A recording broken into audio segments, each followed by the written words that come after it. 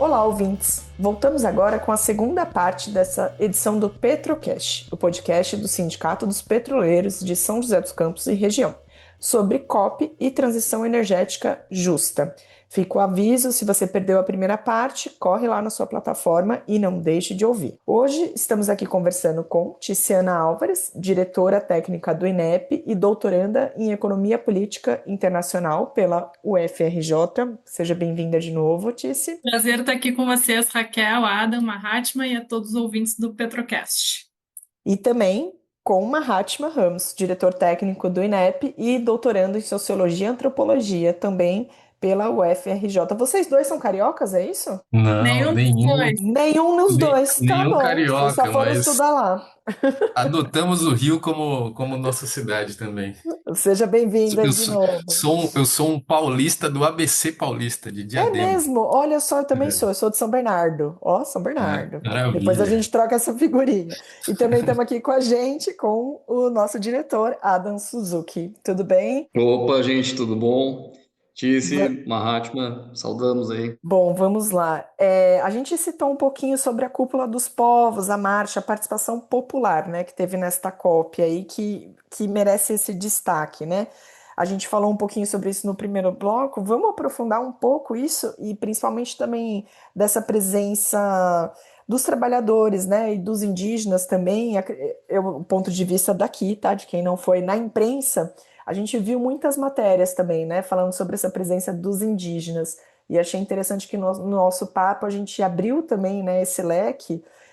Obviamente que, né, os povos originários indígenas têm a devida e grande importância, ainda mais sendo lá, né, a COP, mas também a participação de outros polos, né, da sociedade civil, como os trabalhadores, né, que também vocês contaram que teve uma presença muito massiva lá nessa COP, né? Quer começar aí, Mahatma? Sim, bom, é, eu acho que a cúpula dos povos, como falei na primeira parte, já faço o convite para o pessoal voltar para quem não ouviu a primeira parte. Esses espaços de autogestionados, de organização popular e com ampla participação e diálogo popular, né? Porque, como eu disse, o espaço formal negocial da COP ainda é muito restrito, em alguns países quase não tem participação popular. E aqui no Brasil, por ter essa tradição democrática de organização, organizações populares, de organizações do movimento sindical fortes, e muito presentes na vida pública, eu acho que a gente foi capaz, de reunir esse conjunto de atores múltiplos e diversos, de interesses muitas vezes contraditórios, numa universidade federal, a Universidade Federal do Pará, para debater caminhos democráticos e populares, né? Se a gente estava falando, né, da construção, né, dessa construção e acúmulo da FUP, né, e também do movimento sindical, sobre uma proposta de transição energética justa, soberana e popular, a gente vê que é exatamente essa agenda que estava no centro da cúpula dos povos, né?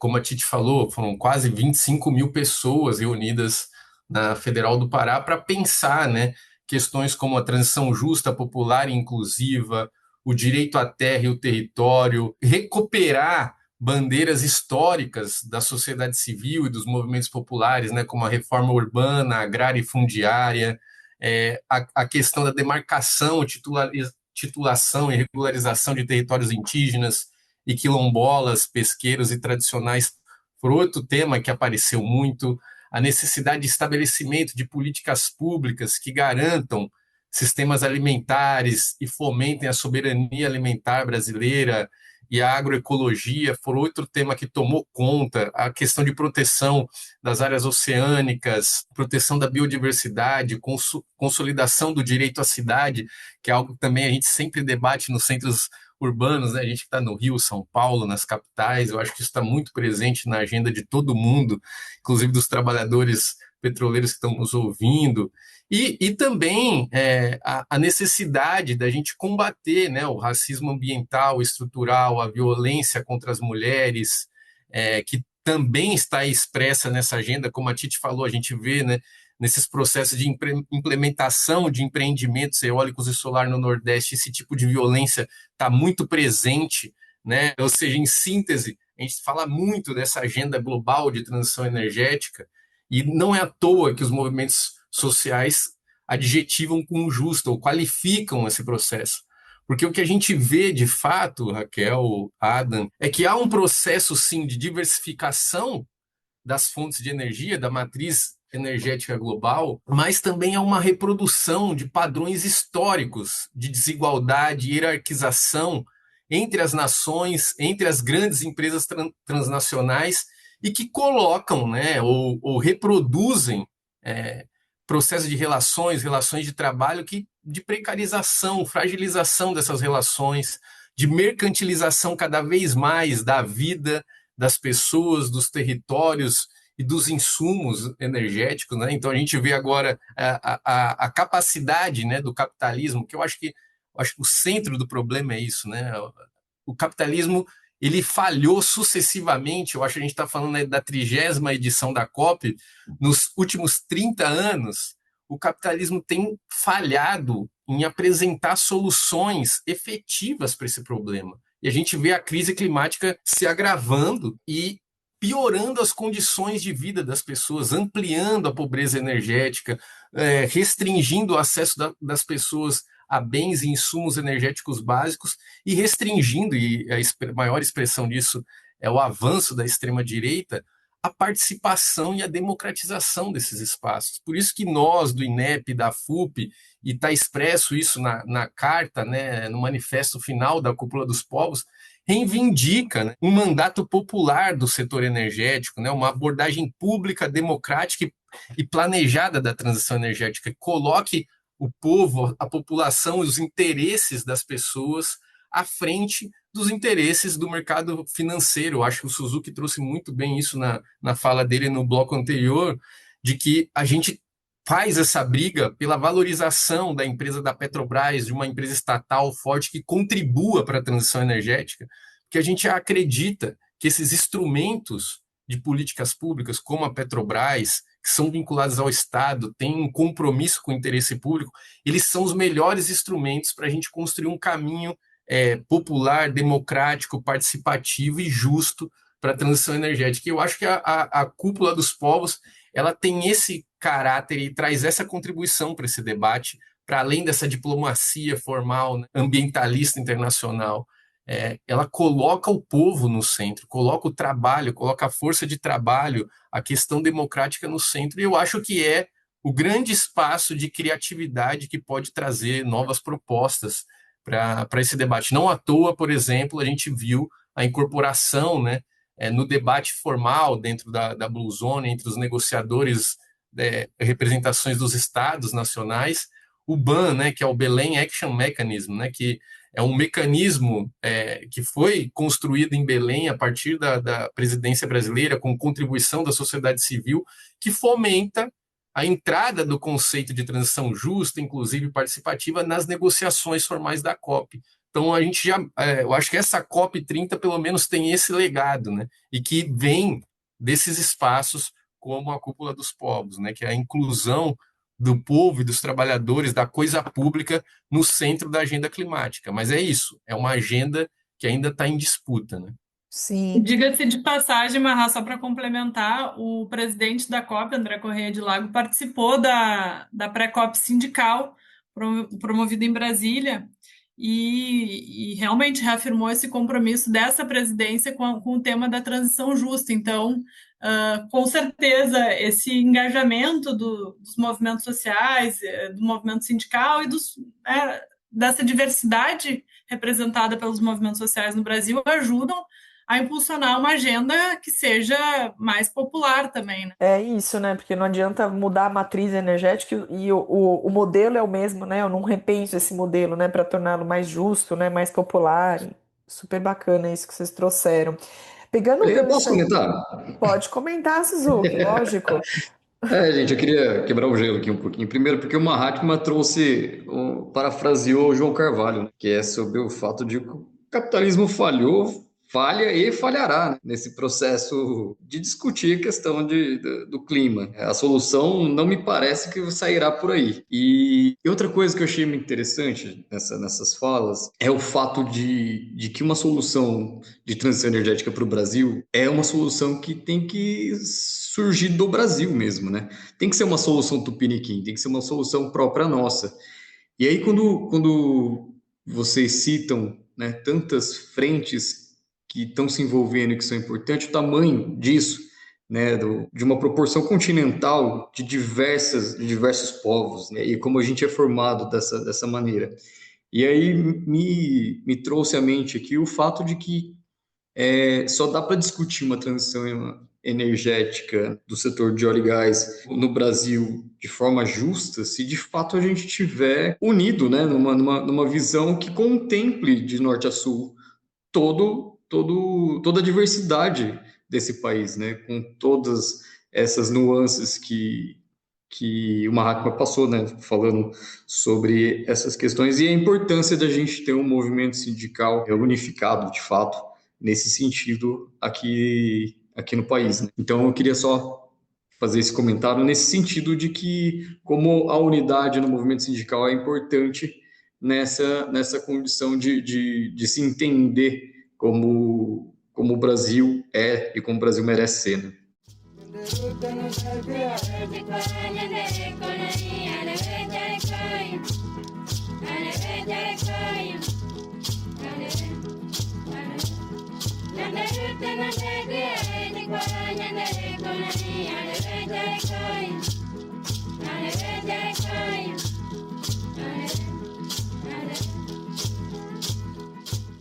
O Mahatma citou aí essas diferenciações, né, essas diferentes demandas e experiências, vivências, né, entre o sul global e os países do norte. A gente conversou um pouco disso, né, Tícia, sobre a pobreza energética e esses temas de adaptação, financiamento, né, que vocês trouxeram como alguns temas que tiveram mais entraves, né, ali na COP.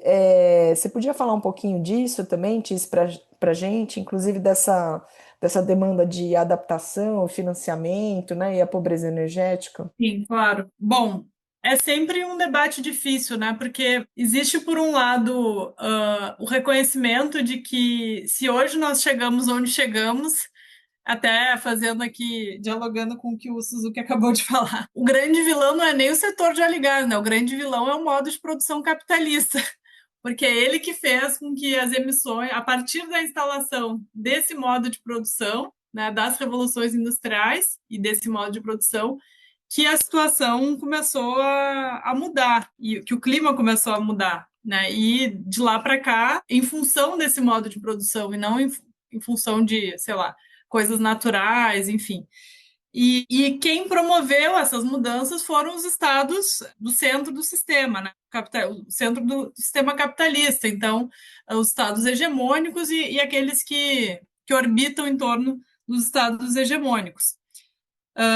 E esses estados, então, são os responsáveis, né, a partir desse modo de produção, pela situação que a gente está hoje. Só que esses estados, embora reconheçam esse papel, têm dificuldade na prática de botar a mão na massa para ajudar a resolver. Então, eles ajudaram a criar, eles são os responsáveis por criar o problema, mas eles, na hora de botar a mão no bolso para ajudar a resolver, ou seja, no tema do financiamento, existe uma dificuldade muito grande, né? Então, a ambição dessa COP era arrecadar, entre aspas, né, sair com um compromisso de financiamento de mais de 1 trilhão, mas isso não foi possível, então o que se chegou ali foi em torno de 200 bilhões de dólares para o financiamento da emergência climática, né? E nisso inclui o tema, por exemplo, da adaptação, porque esse debate ele tem duas vertentes, né? Tem o da mitigação, que é fazer com que a gente reduza as emissões, a gente que eu digo o mundo, né? Os países reduzam a emissão de gases de efeito estufa, né? A partir das suas contribuições nacionalmente determinadas, que aliás foi outro problema, depois eu vou falar disso.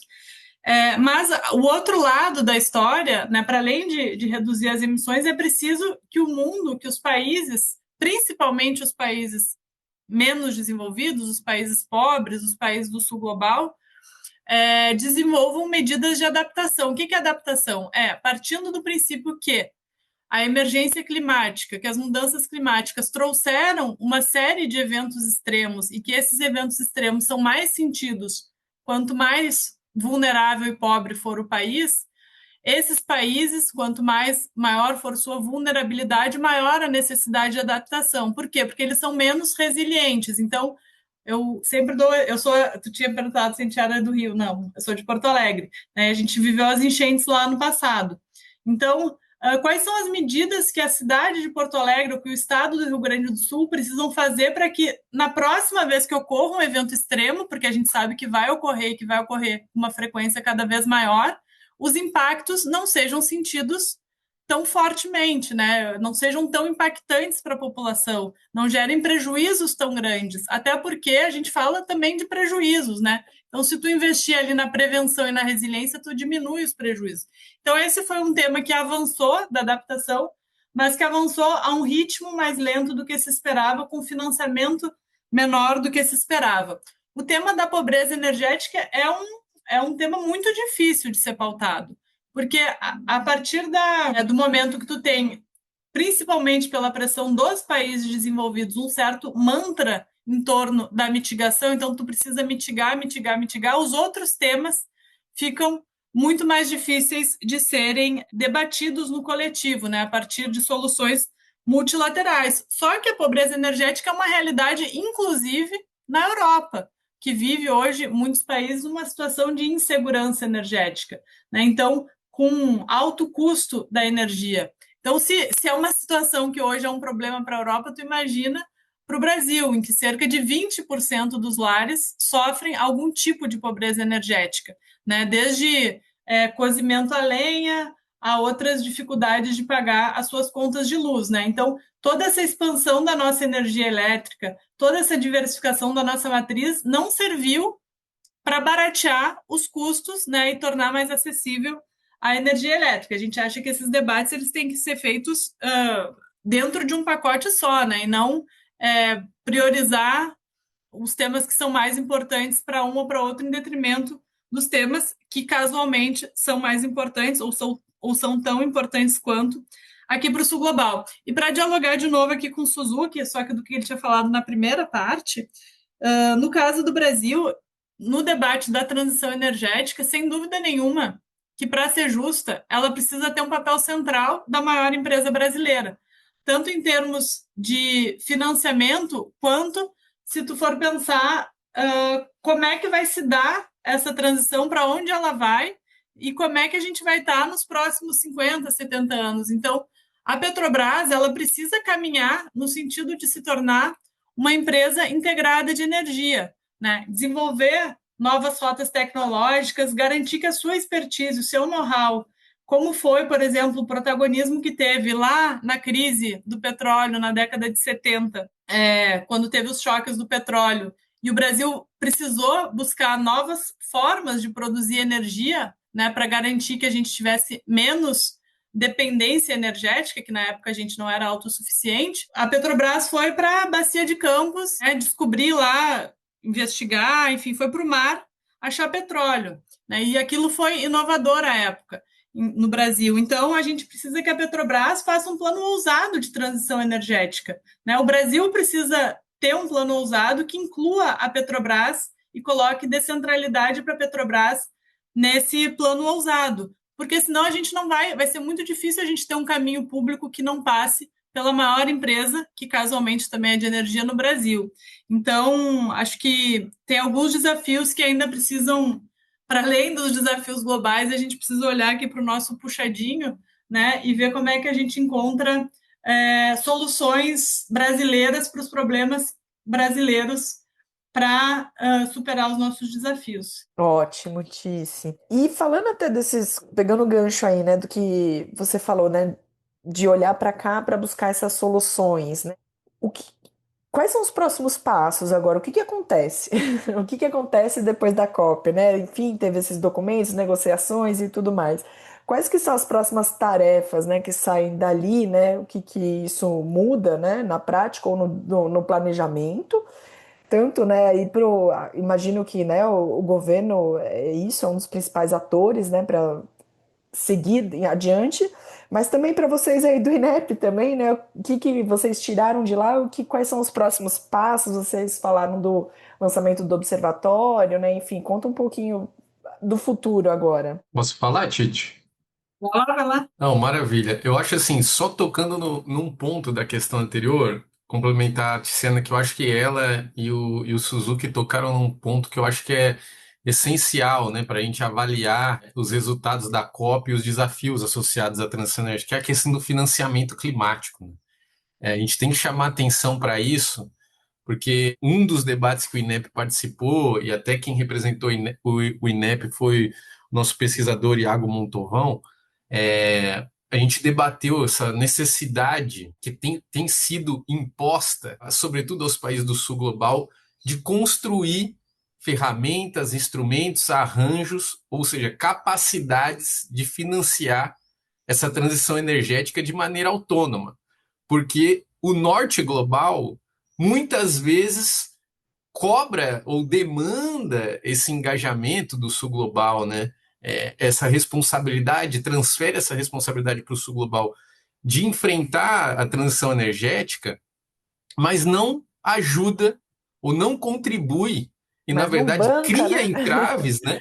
Não, Cria entraves para se alcançar compromissos de financiamento. Eu acho que essa COP ficou, assim como as anteriores, ficou para trás, né? Ou a gente não alcançou um consenso sobre como alcançar os mágicos 1,3 trilhões de é, dólares necessários para financiar a transição energética.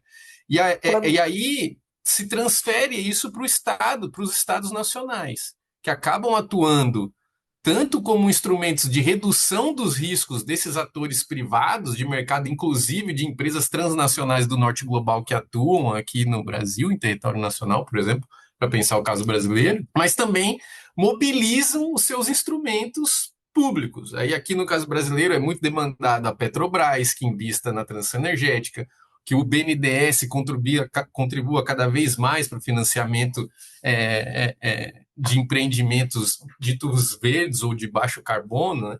Então, a gente vê que é exigido do sul global que construa suas próprias ferramentas para fazer a transição energética. E aí foge dessa ideia de solidariedade. Quando a Tiziana estava falando dos valores e você falou de novo, eu fiquei aqui na minha cabeça pensando, gente, como é que faz para esse povo pagar a conta? Porque eles que tinham que pagar. Exatamente, né? A gente que vive há décadas num estado espremido por um compromisso fiscal de restrição dos seus gastos, agora está sendo convidado a manter essa restrição de gastos, mas resolver o problema não só do Brasil, mas o problema de todo mundo, né? Contribuir globalmente sem qualquer contrapartida, seja do ponto de vista da industrialização, do desenvolvimento, de salvaguardas sociais, de proteção social, de salvaguardas ambientais. Então a gente vê uma dificuldade do mundo ou desse multilateralismo em construir acordos, né, capazes de dar conta da complexidade. E aí, entrando na sua questão, Raquel, vem o desafio de o que fazer. Nós, há um ano atrás, a gente estava falando do G20, e depois, passado o G20, eu acho que toda a sociedade civil se mobilizou em torno da construção dessa COP30, né? Porque ela é um processo. As COPs, na verdade, pelo menos da minha leitura dessa minha primeira participação em COP, ela é um momento que tenta dar visibilidade, trazer maior engajamento dos estados nacionais, das empresas transnacionais, dos atores da sociedade civil a uma pauta que é urgente, que é a questão da crise climática. Mas não acaba ali, né? Eu acho que ela é um processo de acúmulo da sociedade. E aí é um pouco do que a gente fala quando olha para dentro e pensando os próximos passos, né? O ano que vem é um ano que é um ano muito importante do ponto de vista da democracia brasileira.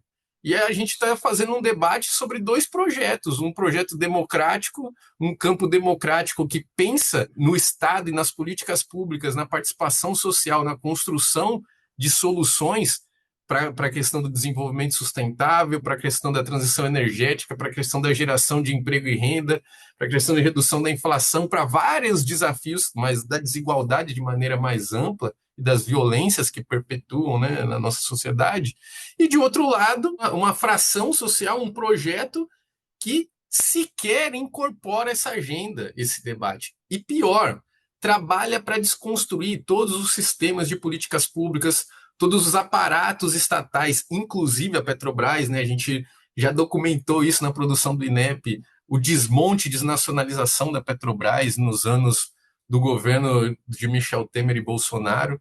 Então, a gente vai ter um ano muito importante e que eu acho que um papel que o movimento sindical e o INEP pode contribuir é olhar para o papel que o setor de óleo e gás pode ter na construção de soluções para o Brasil construir um desenvolvimento sustentável, participativo, justo e democrático, de longo prazo, não olhando apenas para as questões mais imediatas, né? Claro que as questões táticas na política são muito importantes, mas a gente também tem que ter um olhar de longo prazo. E no INEP o que a gente tem feito é construído, né, subsídios para a ação da Federação Única dos Petroleiros e dos sindicatos que dela fazem parte, para contribuir nesse debate, para ampliar a participação da sociedade civil. E uma forma que a gente encontrou de fazer isso foi construir um observatório da transição energética no setor de óleo e gás. Ou seja, uma ferramenta, um instrumento de monitoramento desse processo que é complexo, que não vai ser linear, né, que vai ser marcado por avanços e retrocessos, que está em disputa, mas que está sendo implementado. Acho que o Suzuki foi preciso. A transição vai acontecer, a gente queira ou não, mas a gente tem que disputar. Então, esse observatório ele tem como objetivo, através de indicadores da produção científica, do saber acadêmico, do saber popular cristalizado na ação sindical, monitorar e construir propostas dos trabalhadores da indústria de óleo e gás para soluções para a transição energética. Então, um pouco, esse é o nosso trabalho e essa é a nossa agenda para o próximo ano, mas também para os próximos anos, porque eu acho que essa não vai ser a transição energética não é um processo que vai se encerrar no curto prazo, é um processo de longo prazo que a gente vai debater muito essa agenda nas próximas décadas e colocar os trabalhadores no centro dessa agenda é muito importante. A gente já viu em outras experiências históricas que o capitalismo é capaz de se reinventar, se reestruturar e cada vez mais excluindo, marginalizando várias frações sociais, seja os trabalhadores, os povos indígenas, e em algumas vezes sendo violento, né? Na maioria das vezes sendo violento com essas populações. Então, por isso que a gente, no INEP, quer construir um observatório, essa ferramenta popular dos trabalhadores para monitorar, construir diagnósticos próprios e propor ideias próprias do movimento sindical dos trabalhadores petroleiros e petroleiras para o projeto de desenvolvimento do Brasil que seja inclusivo, mais democrático e justo. Com coração de cada lado, um coração de cada lado. Guerra, Guantanamera, eu disse Guantanamera. Nos trópicos latinos, por tudo que sentimos pra queimar no calendário bizantino. Briga, cruzando estrelas do céu de Sal City, Bahia, Brasil, América do Sul. Nossa missão tá no contato, coelho nesse mato, fogo no barato. E o tempo muda do lado de fora, a próxima parada é sempre obrigatória. Um santo índio preto conta a nossa história, pelo sangue salgado e água doce, água que a chuva me trouxe. Briga, sangue salgado e água doce, água que a chuva me trouxe. E você, Tício, o que me diz aí da sua agenda climática nos próximos anos? Uma agenda que vai ganhando cada vez mais adesão, por razões ruins, né? Boas, como a COP e a mobilização da sociedade, mas ruins no sentido de que os eventos extremos são cada vez mais frequentes, né? E eu acho que vai ser marcada por avanços e retrocessos, né? Que é a própria característica, a forma como a gente enxerga a transição energética. Por quê? Porque é um processo, como a Mahatma colocou aqui, eminentemente político, né? E as questões políticas elas vão impactando e vão fazendo a agenda avançar ou retroceder. Mas eu acho que, do ponto de vista dessa COP, como legado para o Brasil, para a sociedade civil e até para o governo brasileiro, vai ter um legado importante, porque eu acho que é uma agenda que, assim, que a COP deixou uma marca dessa agenda ser uma agenda importante para todos os movimentos sociais brasileiros.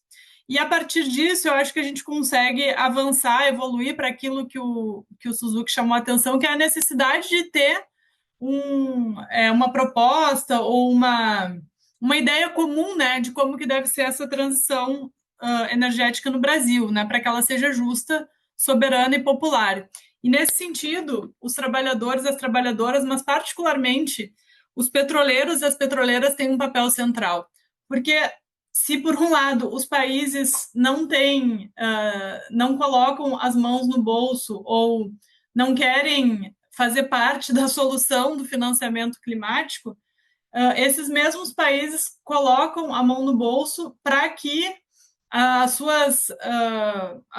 os seus instrumentos, sejam eles oficiais ou não, adentrem nos países, né? Então a gente vê a pressão que tem, e isso inclui os movimentos sociais, desse discurso, do que a gente chama no observatório de pensamento único com relação ao papel da indústria de óleo e gás, ou do petróleo, ou dos combustíveis fósseis no geral, de vilanizar mesmo, né? Não só os combustíveis fósseis, mas também os seus trabalhadores e as suas trabalhadoras.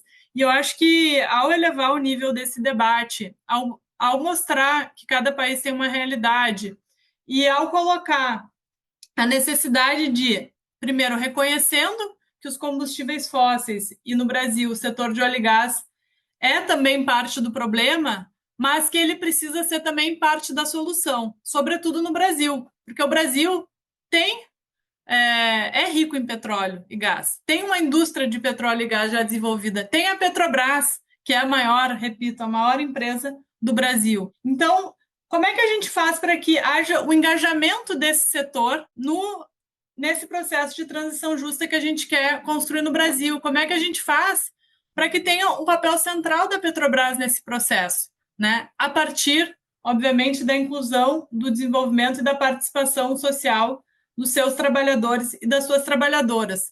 E a FUP e os sindicatos, né, os sindicatos associados, os petroleiros e as petroleiras no geral, têm muita noção dessa responsabilidade. Eu acho que tem conseguido pautar esse debate de uma forma muito responsável e muito avançada, né? Então, envolvendo, trazendo, né, tentando construir consensos com outras entidades dos movimentos sociais, como é o caso da Plataforma Operária e Camponesa da Água e Energia, que envolve, por exemplo, o movimento dos atingidos por barragem, o movimento dos pequenos agricultores e outros, né, a própria CUT e tal. Então, a gente está conseguindo construir, digamos assim, um núcleo cada vez maior, né, de tentativa ou da busca de construções de consensos a partir de uma visão mais ou menos unitária sobre o que seria a construção da transição justa no Brasil. Então, para resumir, se, do ponto de vista internacional, né, o multilateralismo está em crise, se esse processo vai ser cheio de idas e vindas, né, o processo entre COPs ele é cheio de avanços e retrocessos,